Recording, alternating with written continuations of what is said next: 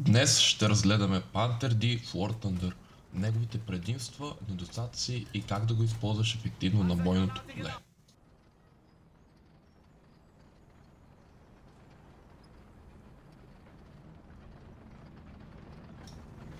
Исторически факти за Panther D.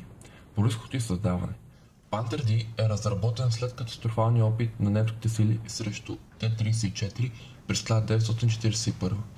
Т-34-ката притежава отлична подвижност, наклонена броня и огнева мощ, което шокирало германската армия. В резултат германските инженери започват работа по нов модел с сходни характеристики, но по-усъвършенстван. Производството започва през януари 1944 година. Характеристики. Основно оръдие 7,5 см КВК-42 Л-70 дългостволно оръдие с отлична пробивност. То може да унищожи повечето съветски и съюзнически танкове на голяма дистанция. Броня. Наклонена предна броня е дебела 80 мм и има ефективна защита срещу стандартни оръдия от времето си. Мотор. Maybach HL210 P30 с 650 конски сили, който осигурява максимална скорост от 55 км. Това е един от най-бързите средни танкове за Втората световна. Тегло 44,8 тона. Дебют в битка. Panther D дебютира в битката при Курската дъга през юли 1943 година. Първоначално обаче има сериозни технически проблеми. Дефекти в скоростната кутия, прегряване на двигателя и проблеми с окачването. Въпреки тези трудности, с времето танка доказва своите предимства и става гръбнак на немските бронетанкови сили.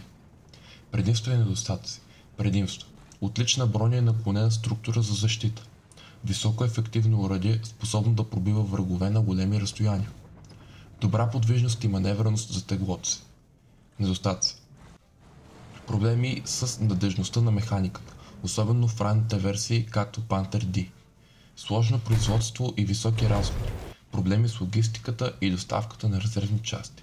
Прекалено бавно завъртане на купола.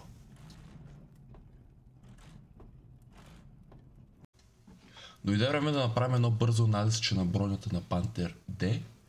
Та, както вече ви показах в предишните видеа, цъкате тук, цъкате на Armor и с посочване на курсора виждате къде каква броня е. Предната ви част, ето тази, Upper Front Plate е много добра, еквивалентно 139 или 130 най-малкото според ъгъла. Тук горе тази броня под формата на дъга също много трудно да ви оцелят в някои от тези двете черти, които са под прав ъгъл, за да ви пенетрира стрява, което е доста трудно, особено от големи разстояния. И общо заето, слабите места са ето тези тук. Правите ъгли в купола отпред и командирския купол.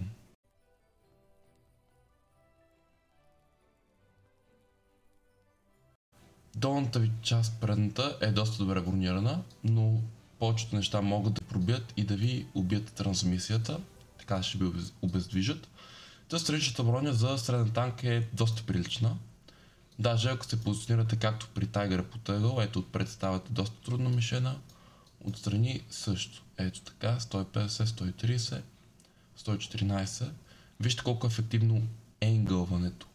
От 45 става 106 и купол обаче винаги ще уязвим.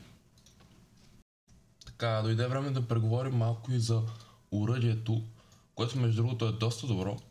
Щом цъкнете на десен върху танка Modifications и ето тук виждате принцип какви снаряди има. В случая този танк използва, Panther D използва само два вида.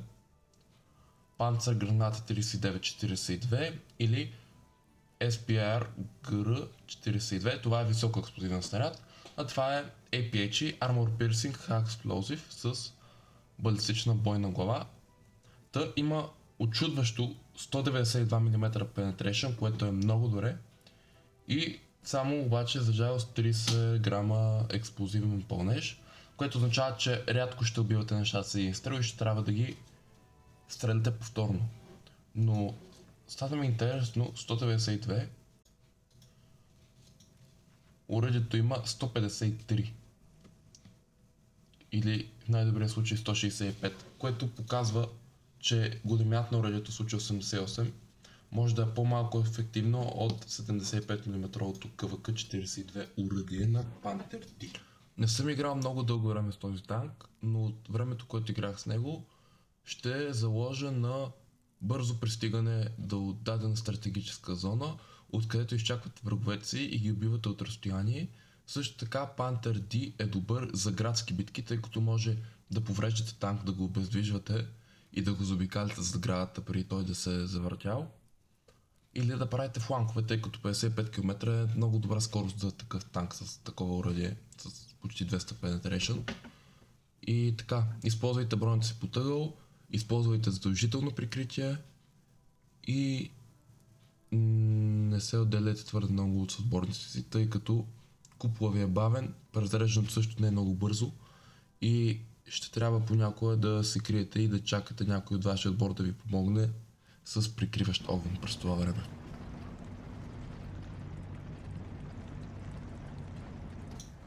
Ето една истинска игра, в която ще демонстрираме наученото на момента. Та първоначално давам газ към стратегическото място. След като вече съм горе-долу в центъра на картата, очаквам враговете си пред мен, като пускам няколко съотборника пред мен, за да може, ако те умрат, да знам откъде да очаквам враговете си. Спирам за малко, за да се огледам и да се слушам с врагове и също така очаквам врагове зад ъгъла.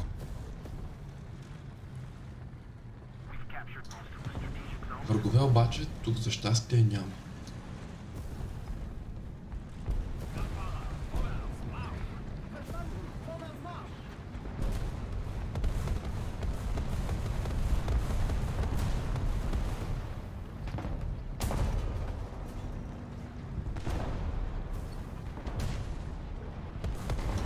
Непрекъснато се оглеждам и ето виждам една Т-34, която е показала слабото си място. Виждам, че съотборникът ми със самоходното оръдие воюва с някой и затова се опитвам да разбера кой е, за да го заобградя. Нарочно стрелям с картечницата, за да кажа на врага, че знам за присъствието му, за да не се показва.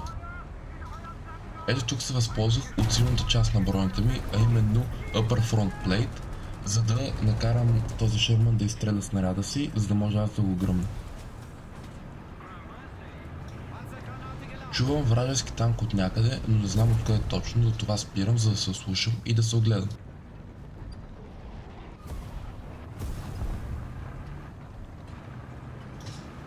Веднага, щом видях тази верига и част от тялото, се сетих, че това е Т-44. Танк с много непробиваемо тяло, слабото място на който е в купола.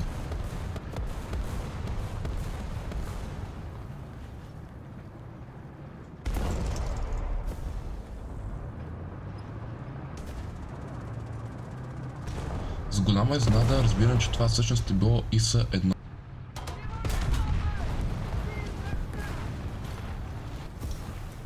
След като го убивам, пред мен виждам Т-34-85, но за жалост вече е твърде късно. Той успя да ме убие по доста налеп начин, а именно чрез рикошет от силната броня, която оцели покрива, т.е. най-слабата броня.